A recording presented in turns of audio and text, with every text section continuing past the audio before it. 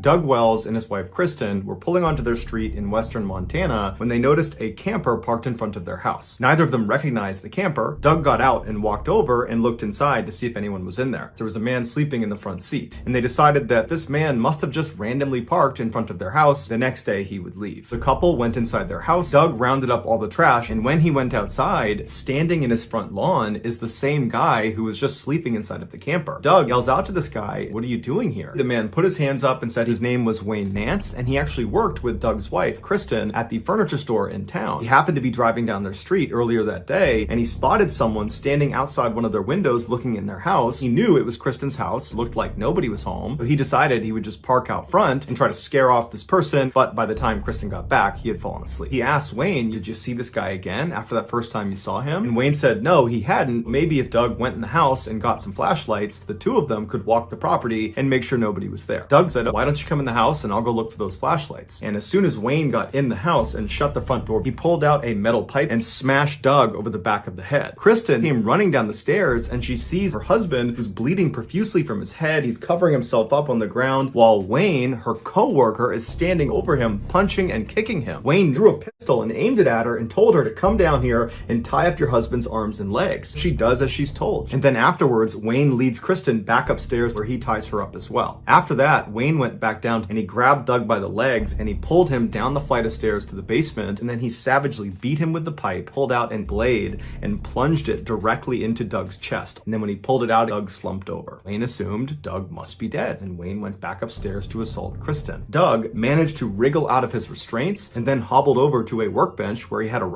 laying out. As Doug is making his way up, his wife screaming in the bedroom, he can hear the sound of footsteps running down the hall towards the landing where he is. Doug positioned himself in the stairwell, he took aim chest height with his rifle, and he waited for their attacker to show himself. Wayne came flying around the corner with Doug just fired one shot that struck him right in the stomach. Wayne fell backwards and Doug turned his rifle around like a baseball bat, and he just starts walking down the hall, smashing Wayne. As Wayne continues to stumble and fall, and he gets away from Doug, charges into the bedroom where Kristen is, and he grabs his then he fires 3 shots towards the door where Doug is now standing. And Doug, he's unfazed. He just walks up to Wayne and begins bashing his head in with the back of this rifle. Wayne drops the gun, and Doug sees that. He grabs the pistol and he fires the remaining rounds into Wayne's head. Police and paramedics would show up. Doug, Kristen, and their attacker Wayne were all rushed to the hospital. Doug and Kristen would make full recoveries. As for Wayne, he would die the following day from his injuries. The police investigated Wayne Nance, and they discovered that almost certainly he had been a serial killer that was connected to at least 6 cold case murders from 1974 to 1986. The true number of people he killed is still unknown.